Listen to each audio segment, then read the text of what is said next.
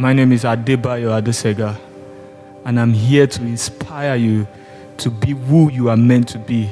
I'm here to inspire you by the love of God. I'm here to inspire you by love.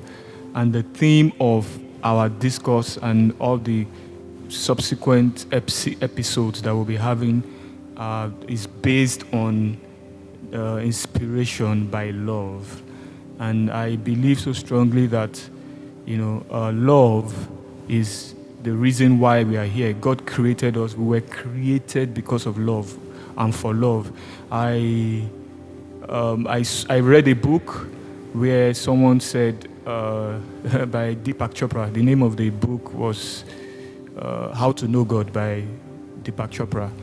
Thanks to Deepak Chopra for this. He said something about, in that book, he said that there's this writer that he asked God that, why did you create us? Why did you create me? And God told him that you were created for love, and you were created because of love. So on this premise, on this basis is why I'm speaking, and I am inspired by love, really. So love is the inspiration behind whatever I'm saying right now. So from the first episode we did, it actually took me time to decide to do the first episode, and now this is the continuation of what we did in the first, what we spoke about in the first episode. Now, the first episode was all about the human body, and the aim for that first episode was to see the link between the human body and the spirit.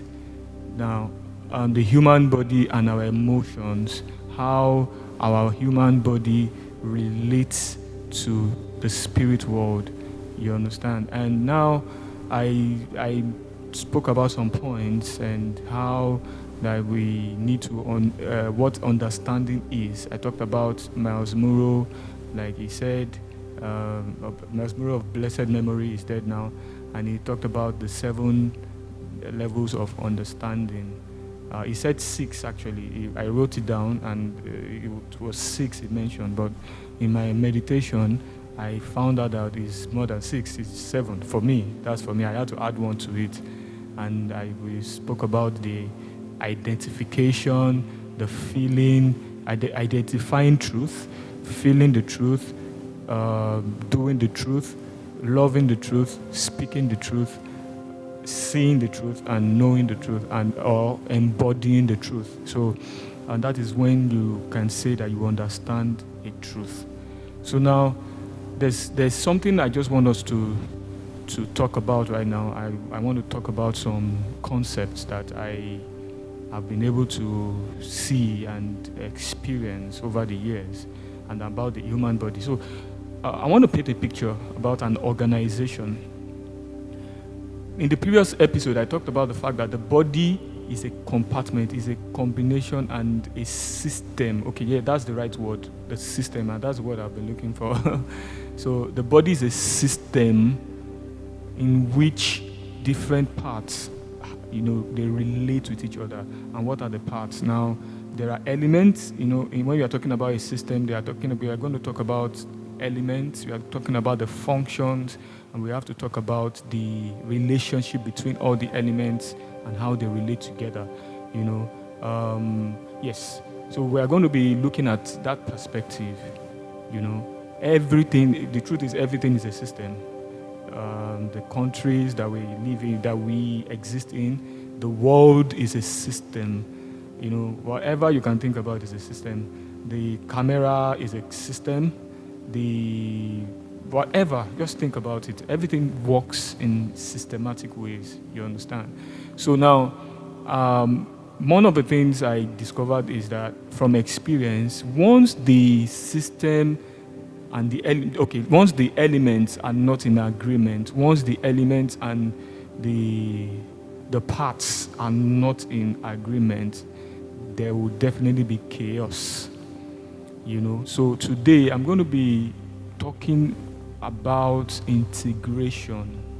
I have a goal, and the goal is for us to understand how to integrate all these elements, all these parts of the human body, and so that we can be better people. We can be able to do things better, and we can better our lives. I think that's just the major aim for today's discourse.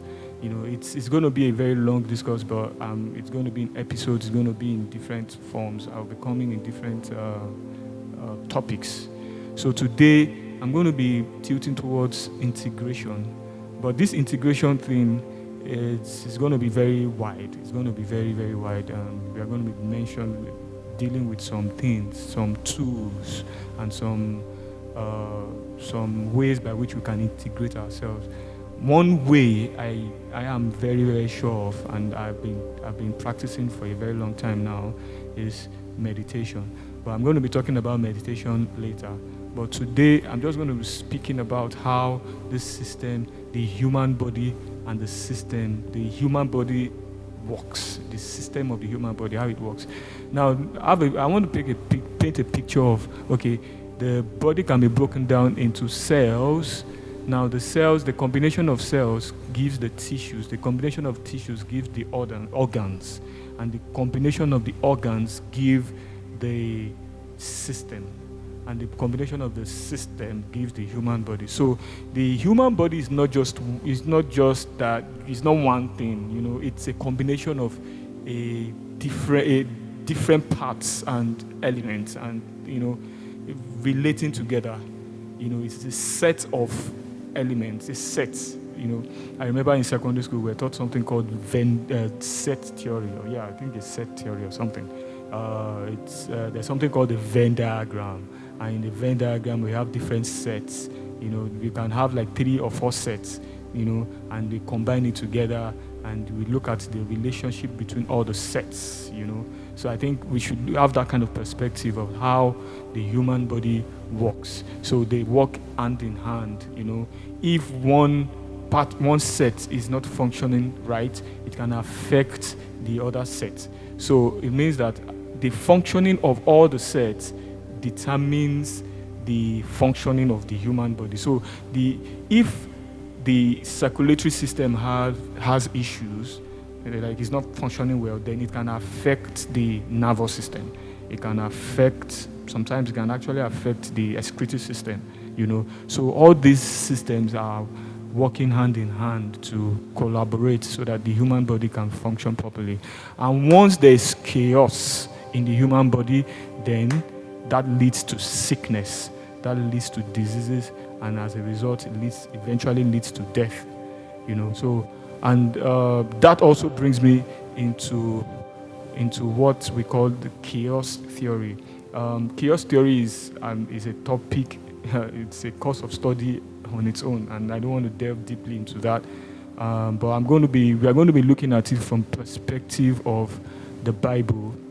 I've been a Bible student all my life. I've been a Christian for a very long time, and I'm still a Christian. So I believe in Jesus. But the way I see Jesus is I'm going to be talking about a concept about Jesus that I got a revelation about this some years back. That was like 2-3 years ago, after a lot of questioning about who is Jesus. Was this? Yes, I've been going to church all my life, but I didn't really have an experience of what Jesus means. We see there's a lot of argument. Jesus is not the Son of God. Jesus is the Son of God. This is this. And, I actually had an experience that made me come to a conclusion that, this is what it is.